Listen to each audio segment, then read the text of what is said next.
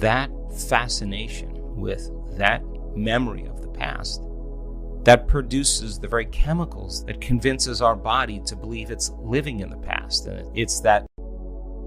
Hello, and welcome to the Pacific Channel, where you learn about the law of attraction, how to manifest anything you want, meditation, and more. In this part 1 of 2 videos, Dr. Joe Dispenza talks about who we really are, the problems that we have, and what we must do to change and improve our lives.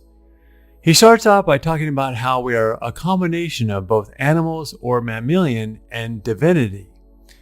I like how Abraham and Dr. Dyer described it by saying that you are the leading edge of source energy. Our physical material world is not less than, it is the leading edge of the divine. This is not some lower level of existence. It is the level that all of source is most interested in too. But most of us have been taught the opposite of that. We are the furthest extension of source energy. We don't have to become the divine. We are a combination of the divine and the physical. Dr. Joe talks about how our first 3 energy centers are connected to our humanity and how there's nothing wrong with that. What he means is that it is perfectly fine to enjoy all that our physical life has to offer. But when our energy centers get out of balance, we may live in a feeling of aggression or anger or hostility, or the negative emotions of fear, anxiety, and worry. The problem is that a lot of us get stuck with memories of the past. We freeze frame bad, negative past events, and our bodies believe that we are living in the past instead of the future that we want to create. So the challenge is to catch ourselves in those moments when we find ourselves thinking about the familiar past. And when we catch ourselves thinking negative thoughts, we can challenge it and purposely think thoughts about what we want instead of what we don't want. He talks about how you must become the governor of your thoughts and of the images you have. Let's listen to Dr. Joe explain it. Now let's first start off with the understanding, just the idea that we create our reality, that we have the free will to create the life that we want. And that on some level, that free will has become a variation. We are variations of oneness. We have descended from oneness in the exploration or discovery, if there's anything more to reality. And we experience such separation in this plane of three-dimensional reality that we do have our own free will. And we all are also at the same time connected to oneness. Now, there are some challenges that go along with this, because if we believe that we create our reality, then we find ourselves occupying space and time in a physical body. And every thought that we think produces a frequency. And just in this three-dimensional reality, the thoughts we think produce frequencies that are called chemistry, that is matter, that our thoughts produce chemical residues. And the challenge is that we are animal, that we are part animal or mammalian in a sense. That's our humanity. And at the same time, there are aspects of us that are latent systems that point to our connection to oneness, our divinity. And we are a combination of both. And the first 3 energy centers of the body are those centers that in some way, shape, or form connect us to that animal self, our humanity. And there's nothing wrong with that. That's just how we function with a body. The challenge, of course, is that when these energy centers get out of balance, and they get out of balance because the majority of the thoughts that we think in the illusion of this hallucination called three-dimensional reality, where we experience separation, that the majority of the thoughts that we think produce certain frequencies called chemicals that signal hormonal centers that activate those first 3 centers. And it's those first 3 centers that tend to cause us to, over time, start to function out of balance. They get out of balance. So a person who is out of balance in, say, their 3rd energy center may be on certain levels either in a polarity of living in aggression or anger, hostility, or living in fear and anxiety and worry. And those thoughts that come from the brain really produce neuropeptides that signal those centers that there's a reason to be in survival now. There's a reason to be aroused because there's some danger.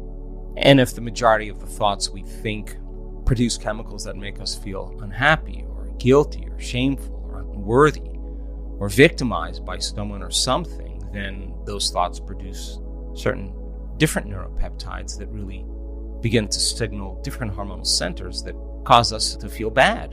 And a second energy center can be really out of balance. And there could be trauma from the past, and there could be betrayal, and there could be loss.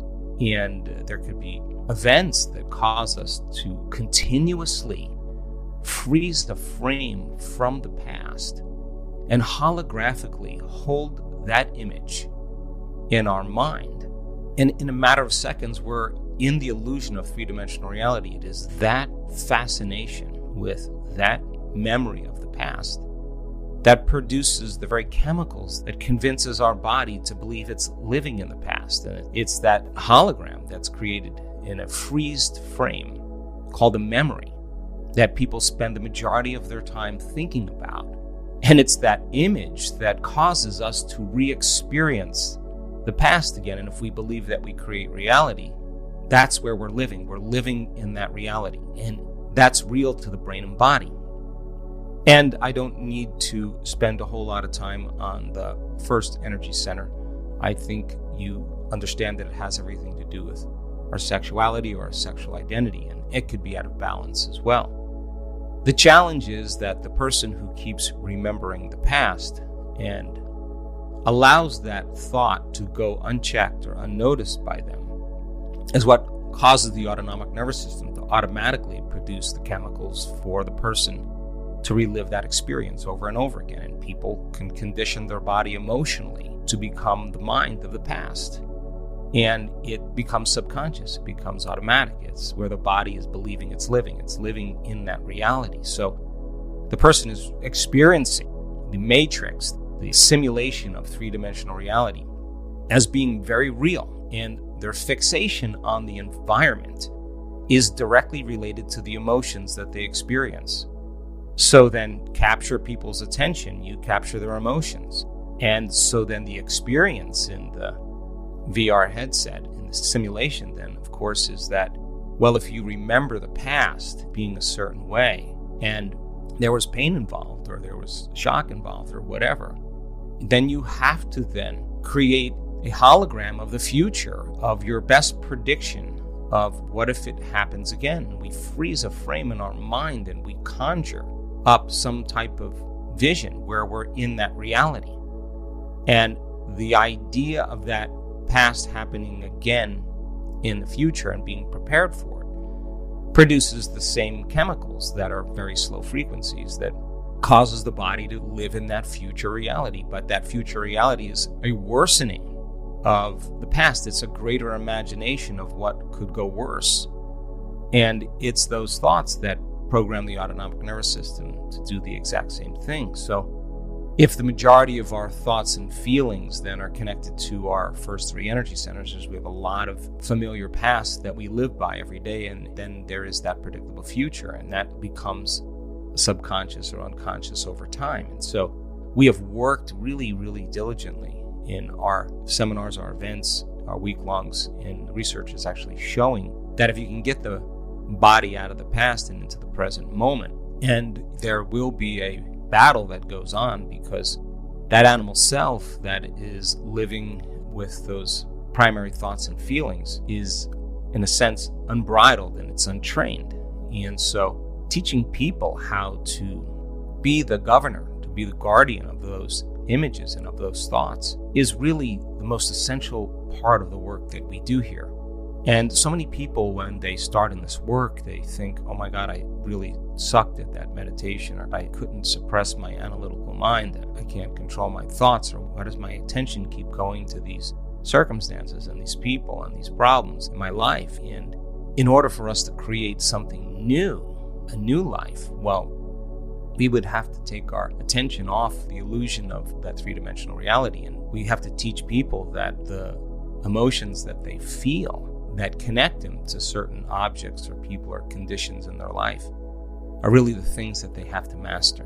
And so giving people the ability to catch that thought, catch that frozen hologram, that three-dimensional space-time moment, and catch yourself going back to the past is the work. And that's doing your meditation right. That is exactly what we have to do. We have to become very conscious of those unconscious thoughts that normally slip by our awareness unchecked, that it actually programs us to be a certain way. Now, let's talk about programs, because here you are taking on a character with free will in the illusion of separation all the way down into density. And there are certain things when we are awake or aware that we're a body local in space and time, we come pre-programmed. We come pre-programmed for survival.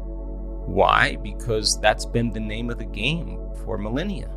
That there's poisonous bugs, and there's animals that bite, and there are cliffs, and there's famine, and there's droughts, and there's warring tribes, and you could get hurt. And so we come pre-programmed with certain things that keep us safe in this environment. And fear is a healthy emotion to feel. If you're scavenging for food and you see something that's potentially dangerous, you don't move towards it. That would go against the program. The fear is adaptive. You got to run from it. And so we come with these programs that are genetically hardwired in the DNA of the sperm and the egg. And that pre-programmed system then also comes with another layer of programs from the progenitors, from the gene expression of both donors, both parents. And the cross-linking of that information then creates another level of latent programs that sit there that ultimately over time become activated, because then when we are born, we actually observe the behaviors of the very stewards that raise us. And so we learn from mirror neurons to behave in similar ways. And that becomes another program that we develop beliefs about all kinds of things, whether it's God or money or class or color, whatever it is. We take on this character and we have parents, or we don't, or we have family, and we were born into a certain culture and we're educated in certain ways and we learn certain things, and they become automatic programs over time. And those cultures, then there's races. And of course, there's more information that's encoded in the program. And we can program us as human beings into all kinds of beliefs. And so then the belief that our environment is controlling the way we feel and think actually is an unconscious belief that many people have. And they may say, well, I think I create my reality, but our response to our environment many times causes us to feel and think equal to our memory of whatever it is that we're embracing in that present moment.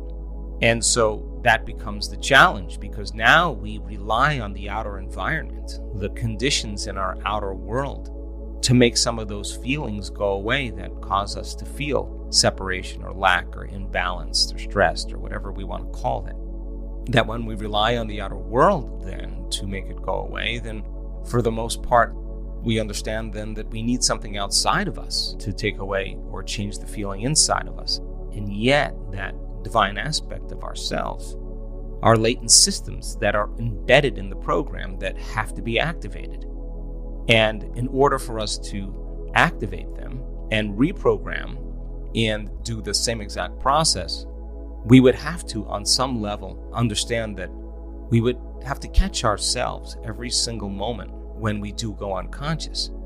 And if we're truly stepping out of the known, and this is the challenge with our eyes open, if we step outside the familiar known territory, and the body has been conditioned to be the mind of the emotions of the past or the predictable future, there is going to be a battle that takes place that the body is going to want to tell the mind that it's impossible, or that it's difficult, or it's hard, or what's wrong with me, or whatever it is that causes the person to return back to that familiar territory and those familiar feelings. It's the body that's influencing the mind. And we have to then be greater than our bodies then in so many ways and settle the body down. And people, when they come up against themselves in doing this work, if they're truly committed, they are the guardian at the door, and they become aware that their body's getting aroused or impatient or frustrated or overly analytical. And instead of getting up and searching for something on their cell phone that would produce dopamine momentarily to make them feel better.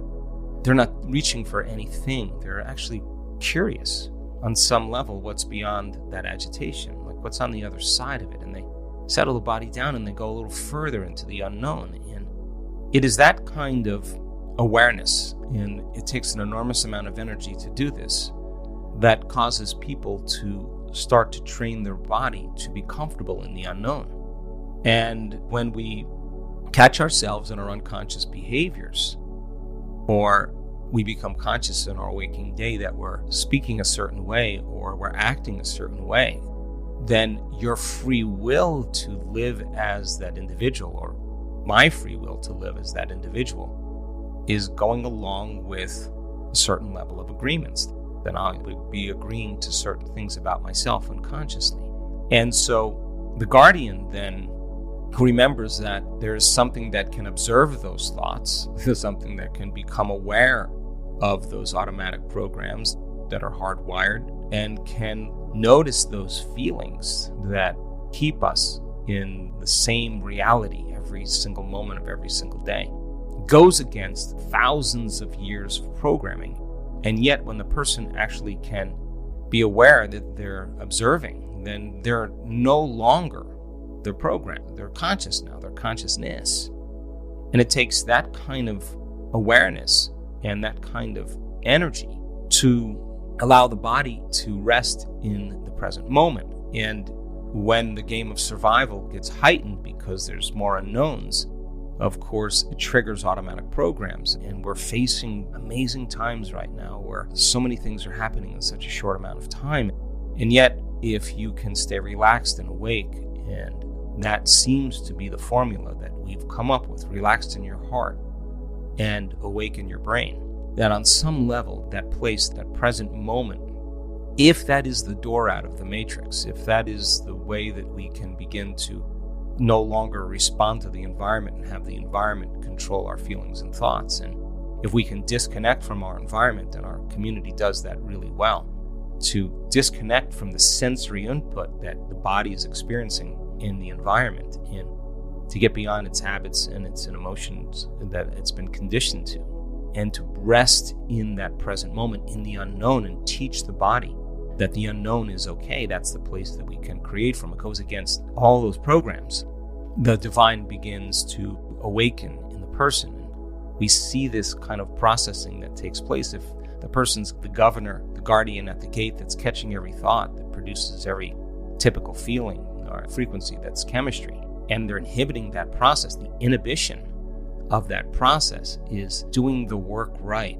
And that is the overcoming process that is so important, that has allowed so many people in this work to reason with this information, to understand that the act of closing their eyes is to remember so they don't forget and go unconscious.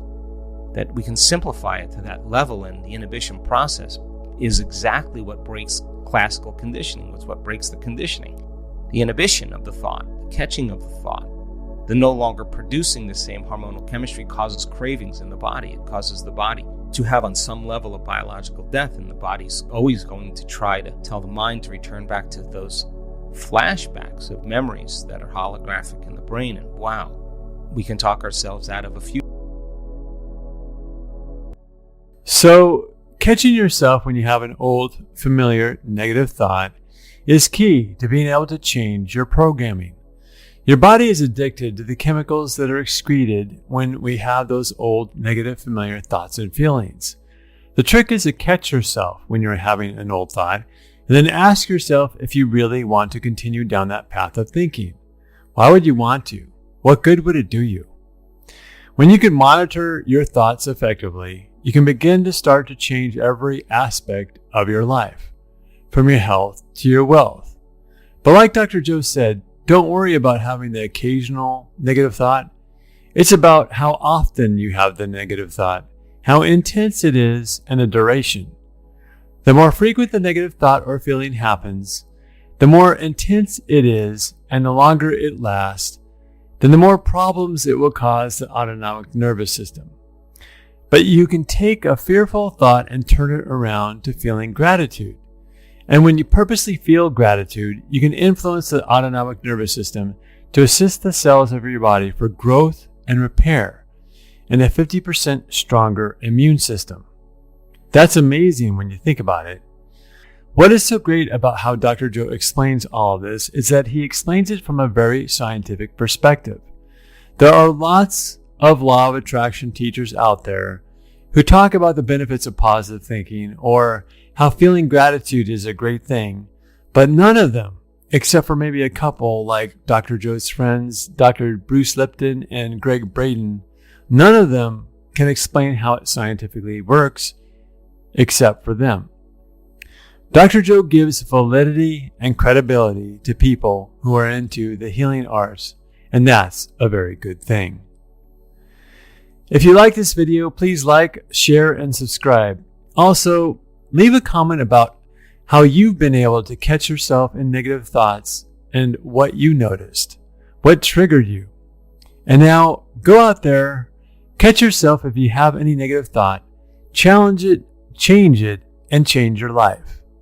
Thank you for watching and have a great day or night.